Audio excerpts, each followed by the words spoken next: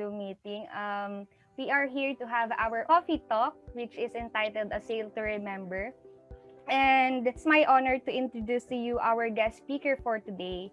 Our guest speaker for today's online coffee e-talk was an achiever, pride and honor of St. Anne College, Lucena Incorporated, bringing so many trophies, medals, and awards to the school.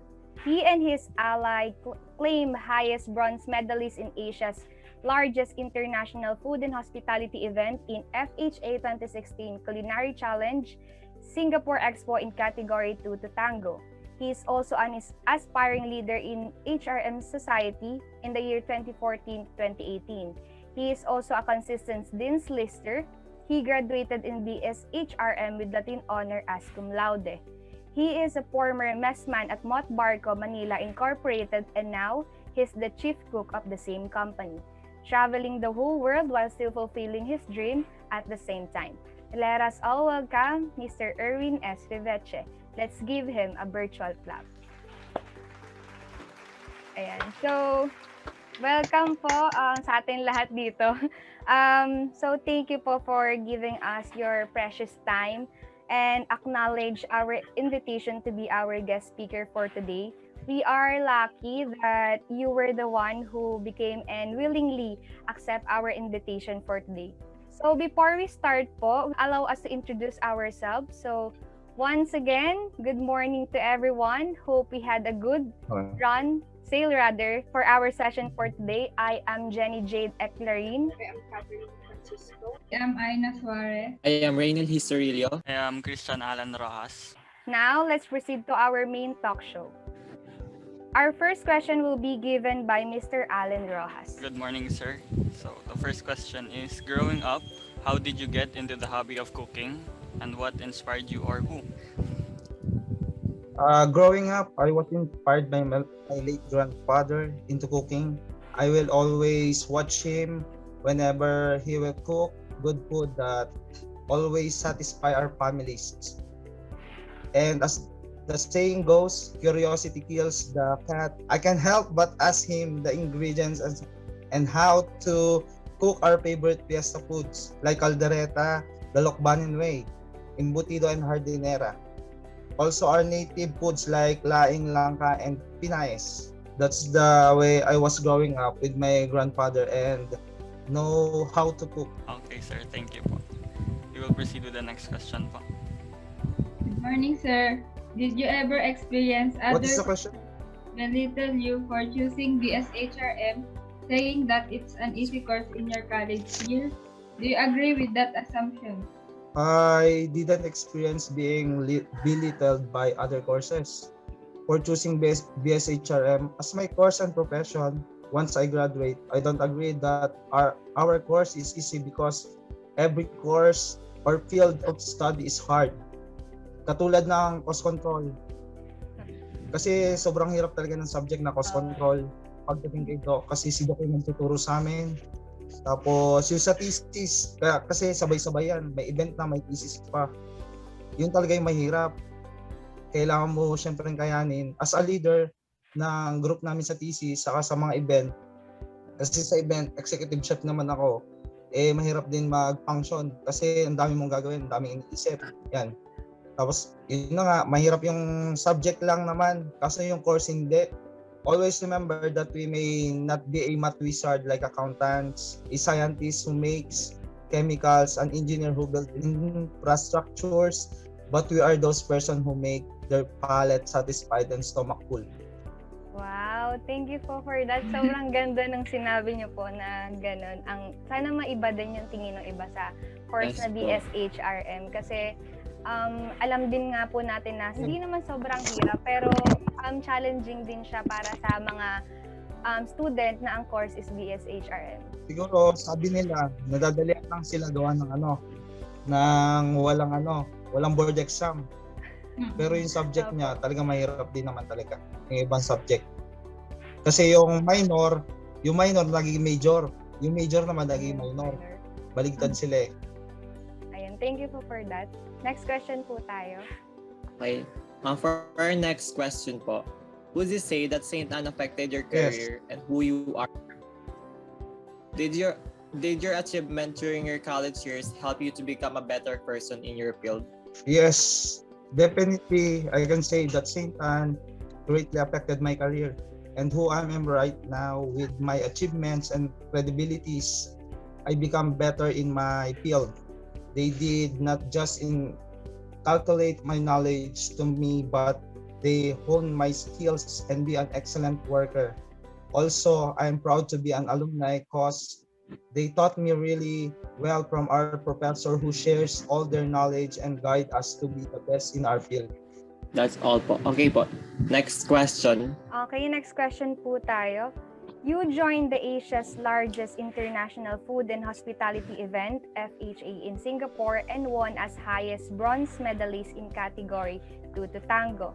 Can you tell us some of your experience and learning through the journey? Okay. That journey left a big impact in my life. It will always be the best experience I will never forget because that's the fruit of my hard work. I have learned so much. First of all, if you want to join an international competition, you need to have a discipline and ready to learn new ideas. Second, you must be ready to your coach because he will be really strict because his aim is for you to succeed in all aspects. You need to listen to be teachable and to stay focused. When I was on training back in Singapore for the competition, we need to wake up early in the morning to do the mise en place of the ingredients that we will use.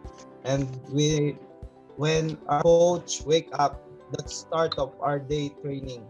Even though our coach is really strict, it helped me to improve more and be perfectionist in every food that I serve. Okay po. So, sobrang lucky po ninyo siguro na isa kayo dun sa nag-participate ng school natin sa Singapore and sobrang laking popularity and fame ang ibinigay niyo po sa St. Anne College and doon nakilala tayo ng maraming schools, even here in Lucena and also sa ibang lugar. Parang doon tayo nakilala kasi yung mga student na BSHRM is sobrang competitive talaga sila in terms of cooking like that and yun, sobrang thankful po kami na na-share niyo yung gantong story niyo sa amin kasi as well na i-inspire po kami ng mga aspiring din na sana makasali din kami sa mga ganong competition and events na ang ipinapakita natin kasi is yung popularity and yung pangalan ng St. Anne. So thank you po for that. For our next question, you were a consistent officer of HRM Society for 4 consecutive years and got a leadership award. How this experience of yours used in your line of work today? Being an officer for 4 consecutive years, this experience was extensive, that it taught me to be responsible and organized all the time. The trait is vital for the line of work that I do. Also, it helped me to be more service and people-oriented person. Kasi yung mga kasama ko dito sa barko different ang mga age level. So need mong lumugar sa level nila and maging understanding and with different language and culture kasi ako lang yung Tagalog na nandito and mostly kasama ko mga Bisaya na minsan yung punto ko Bisaya at nakakaintindi na ako ng Bisaya na language. Kasi yung iba-ibang tao dito, iba-ibang preference. Katulad natin, iba-ibang course, iba-iba din preference. Siyempre, magaling ka sa ganito, magaling ka sa ganyan. Yung kakain dito, siyempre, hindi naman nila alam yung lulutuin natin. Siyempre, kailangan mong ipaalam sa kanila na ganito yung lasa niya, ganyan yan. Para makain nila, para ma-intake ng stomach nila. Kasi minsan, hindi nila kakainin yan pagka hindi nila alam yung pagkain. Ganyan. Kaya mahirap din makisama dito sa barko. So, yun nga po, parang natulungan kayo ng society nung pagsaling nyo bilang officer doon na makisama sa mga tao. At isa yun siguro sa kailangan naming matutunan na kailangan din natin pakisamahan yung mga taong nasa paligid natin para makapag-work tayo ng better. And also, dun po sa sinabi nyo, parang na-inspire ako kasi isa din po ako sa assign ngayon na first year representative. And nung una is medyo nag-aalanganin ako. Pero yung sinabi niyo po na sobrang nakatulong siya ngayon sa kung anong work niyo na today is parang tama din pala na nag-yes ako dun sa alok nilang yun. So, thank you po for that. May follow-up question po, pwede po ba?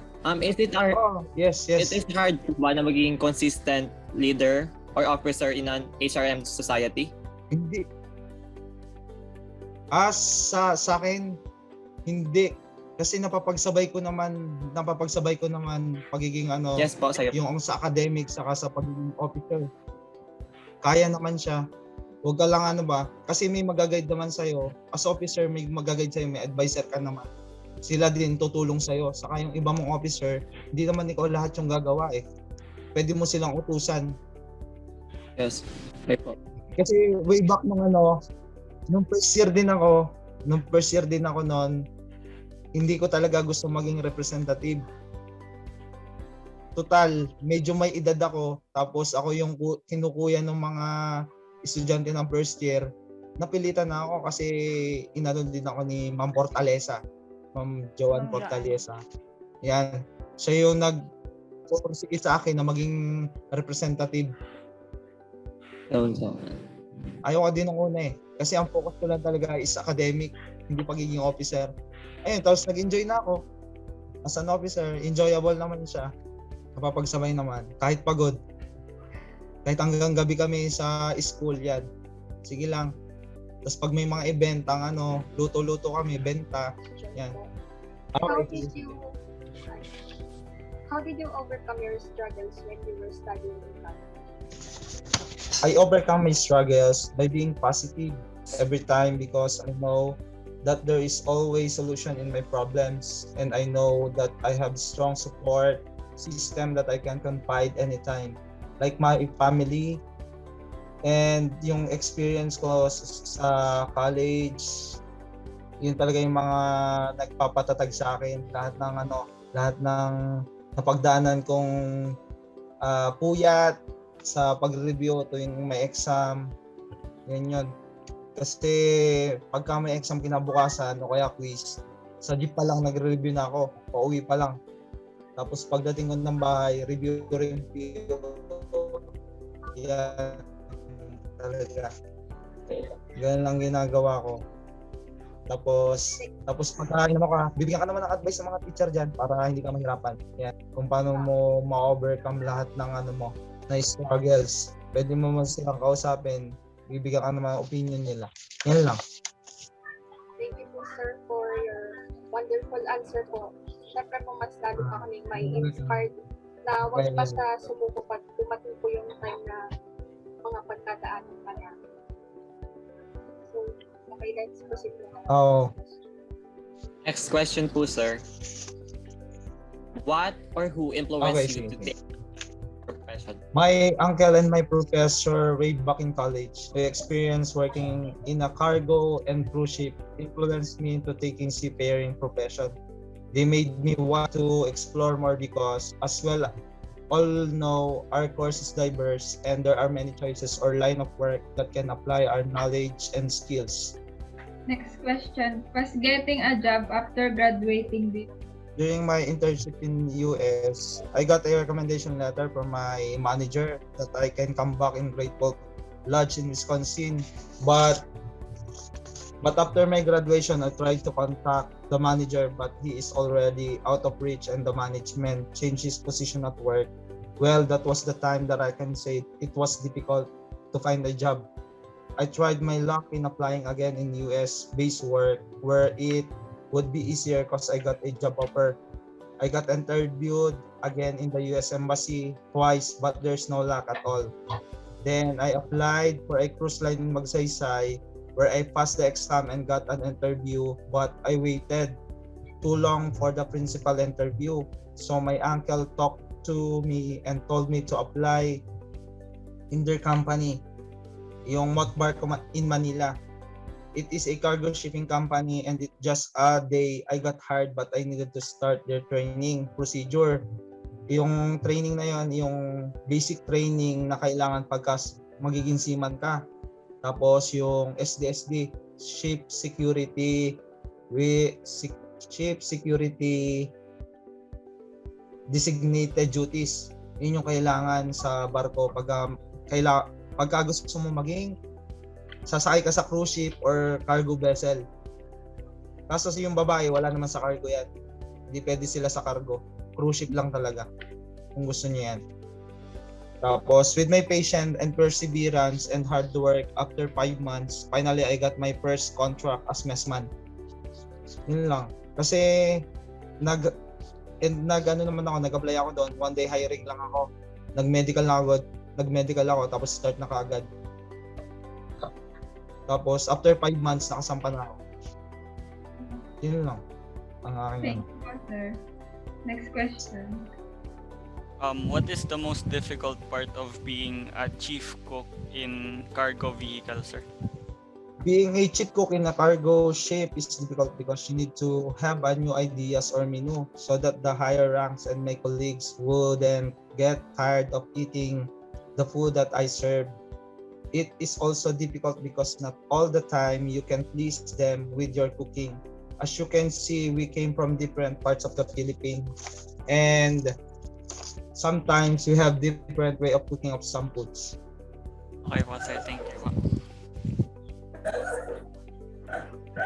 Okay. You're welcome. Next question. Is working on cargo ship and on board is what you really want to pursue? To be honest, no.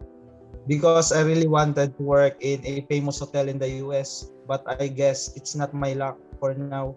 Being on board makes me realize that whenever if you love what you are doing and you're passionate about it, you will still pursue and become the best in your job.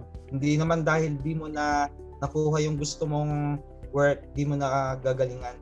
This is what you call stepping stone so that when you're ready to apply for your dream job, you'll be better and do good. So, sino po naka-influence po sa inyo na mag-work po dyan sa ship? Yung tito ko, may uncle. Siya yung nag-ano sa akin. Try ko daw muna habang naghihintay ako pabalik uli na US.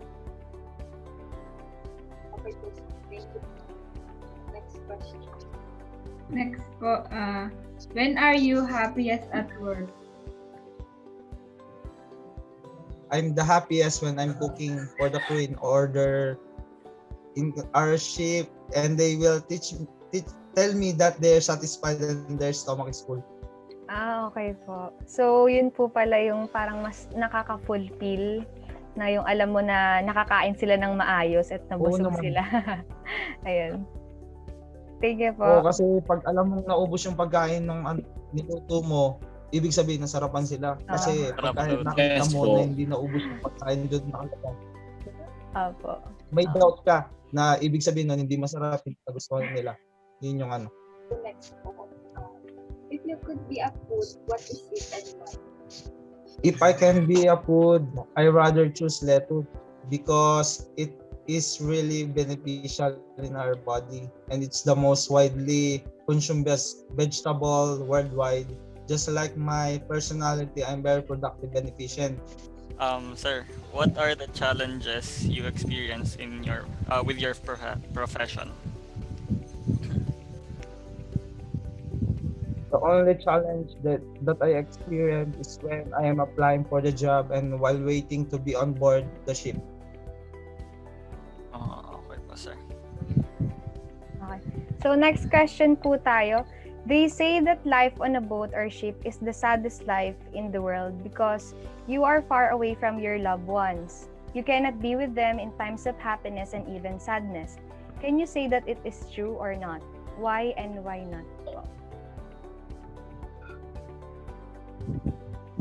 At some point, yes. And at some point, no. Because I always think that I am doing this for my family and my future career growth.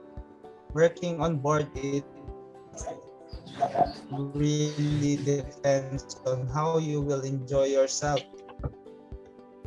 Because here, there's a lot of entertainment and leisure activities. Badminton, singing, the karaoke. Maalon yan. Nakapag-isip ka ng maalon. Kasi mahilo ka magsusuka ka, yan yung kalaban namin dito. Kasi may naman dilibangan, kasi nakapag-sure pass naman kami yung benefits ng pagigisiman. Yun lang. Okay po. So, kasi po, personally, yung kuya ko isa barko din nagtatrabaho and nakikita ko naman sa kanya na somehow, medyo malungkot nga din kasi when times na kailangan namin ng celebration, wala siya, then yun, tawag-tawag lang. Pero, yun, lagi naman may means of communication through cellphones, internet, Viber, yun. So, yun, medyo nalelesen yung pagka-homesick niya kasi ang iniisip na lang po niya is yung makakatulong siya sa pamilya, makakapag-provide siya sa amin. So, yun, sobrang saludo kami sa mga nagtatrabaho talaga sa barko and sa mga cruise ship. Kasi may wifi na kami. Kaya hindi na talaga hindi ka na malulungkot. Kasi nung last talagang bibili ka pa ng load, yung pagbili ng load dito, hindi naman peso. Kaya talaga mahal sa load. Kaya hanggang chat-chat lang muna. Pag mag-video call ka, ubos agad. 1 gigabyte lang yun, 1 month. Bibili ka na naman. Ayan. Yan lang. Next question. Sir, do you plan on continuing your job or settling here in the Philippines and making your own business? As of the moment, I'm not planning on quitting my job here or settling in the Philippines to build my own business. I'm still saving enough money because I still have a lot of plans and still I want to work in the US. Kasi mas stable yung trabaho pagka nasa ibang bansa ka eh. Yung talaga yung future dream ko talaga eh. Magtrabaho sa US.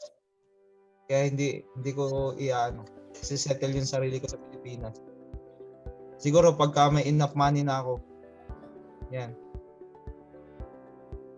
Pero may plano ako mag-business sa Pilipinas. Restaurant saka farm. Farm to table na restaurant. Next question. What is your most downfall moment in life that inspired you to strive harder and to be where you are right now? My biggest downfall is when my father died and my mother is the only one who worked for the family. Tapos walo kaming magkakapatid. Ako ang pang-apat. Doon pumasok sa isip ko na we need to strive harder and help each other out. When I graduated in high school, I wanted to take a bachelor degree but my family can't afford, so I opt to take a vocational course which is electromechanics technology. It's exclusive for boys. Yung sa Germany yun, German school. Tapos for 6 years, I work in electronics company while supporting my sister who is studying in the middle of 2013. I was thinking of taking a bachelor degree. So I'm trying to save money, but then my fifth sibling got a chance to work abroad and offer me to start studying on June 2014. So I told her I'll took the BSHRM because cooking is my passion. That's the start of my journey of being where I am right now. Next question. Thank you po, sir. Sige. You're welcome. Sir, would you recommend to students like us to pursue a career like yours, especially considering what the pandemic has caused to the industry? And why po? I can to a career like mine because at the end of the day, choice that matters. It's your passion and your dream that you aim to achieve. Even though it's pandemic, it doesn't mean you'll need to change your plans. We still have time, kaya mag-aral lang kayo na mabuti and excel in your studies. Because pagkatapos ng pandemic yan, dami na uling trabaho na mag-o-open para sa inyo. Okay po, sir. Thank you po.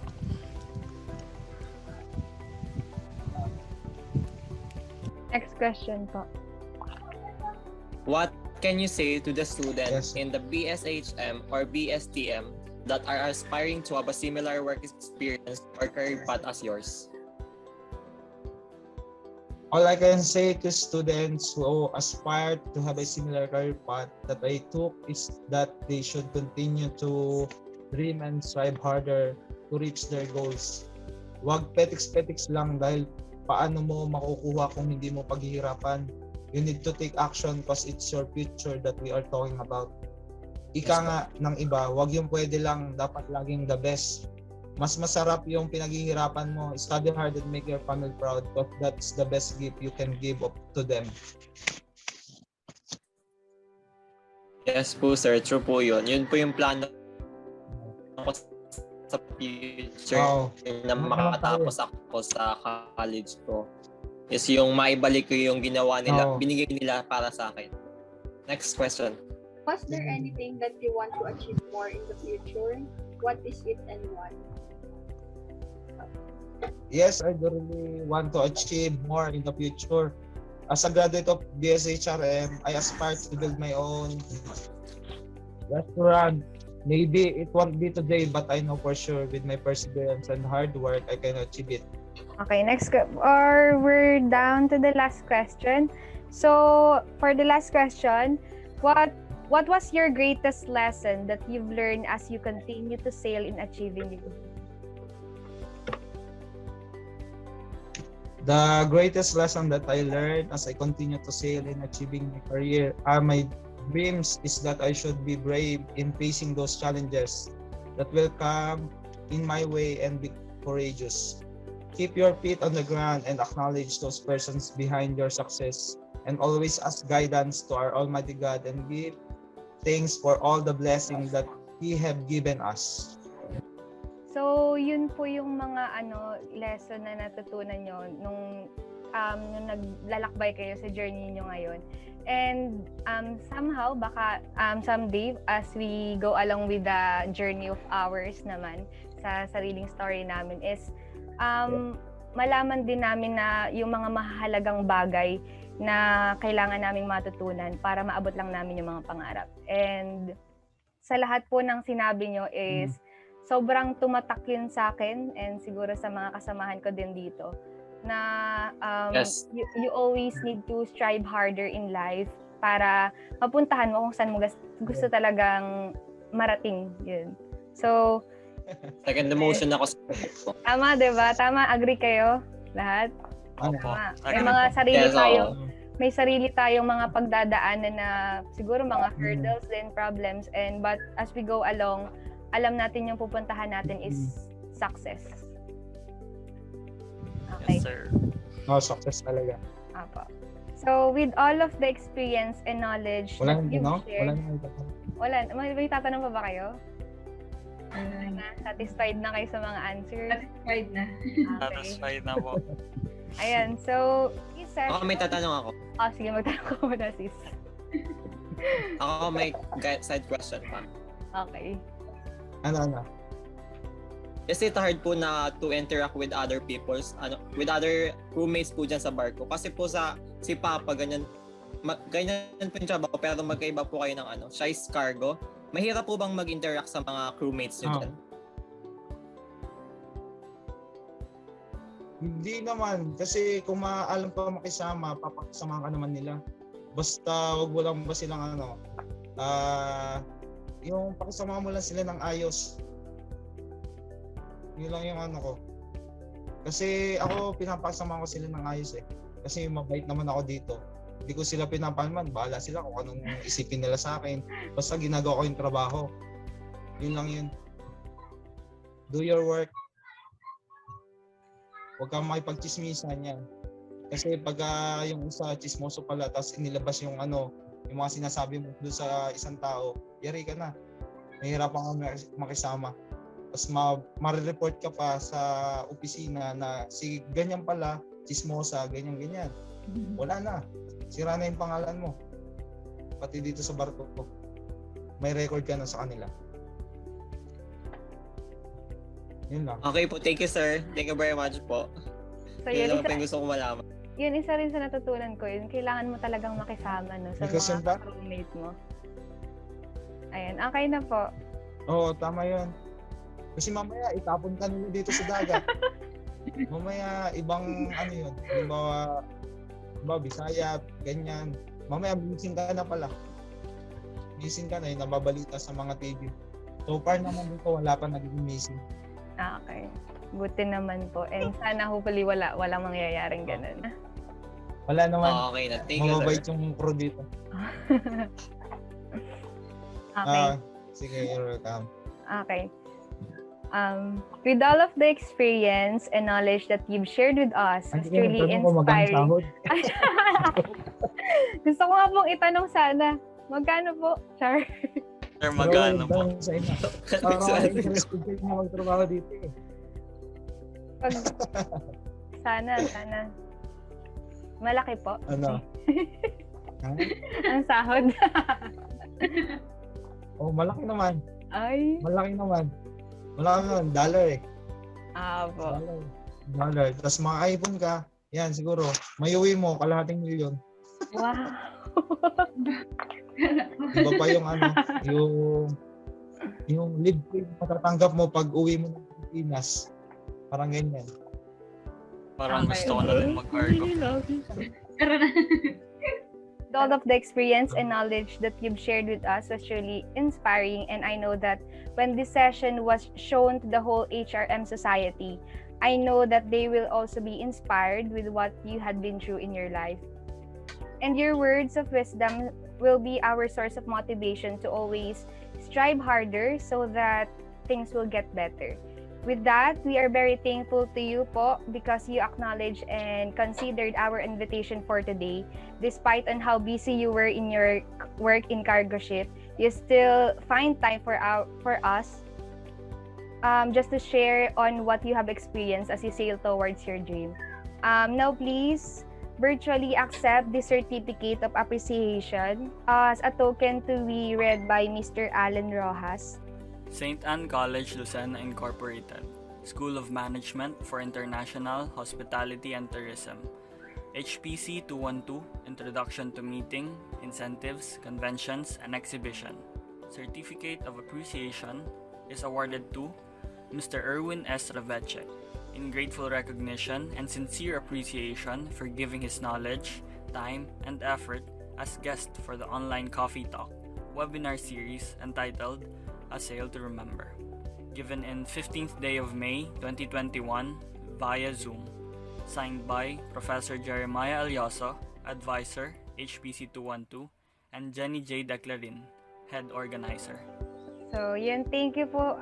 Again, thank you so much po at napaunlakan nyo ang aming invitasyon para sa talk show na ito. Now, let's proceed sa photo opportunity. Kung okay lang po, Miss Ainna, ikaw mag-i-screen cap. Nice meeting you all, guys. Ay, thank you Thank you, po. Thank you po. Nice Thank meeting you, you din, sir. Thank you po. Okay, game. Smile na. Okay, smile. 1, 1, 2, 3. Okay na. Okay na. Ayun, so, all right. There you have it. We've reached the end of the sail as Mr. Reveche brought us with him to the story of sailing towards his dream. And I know that this sail will always be remembered. Thank you and mag-iingat po kayo palagi. Salamat po. Thank you, sir. Thank you Ingat po. po. Thank you na kayo, Thank you sir. din. Galingan nyo. Opo. Pursue your dream.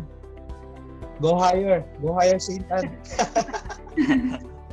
Okay. Thank you, sir. Ingat po kayo. Ingat po. Have a great day. Ingat po. Thank you po. Good afternoon po. Okay. Have a Lunch great na muna day. kayo. Nagutom na kayo eh. Sige Ay, sige. Sige Thank po. you po. Good morning din. Sige lang.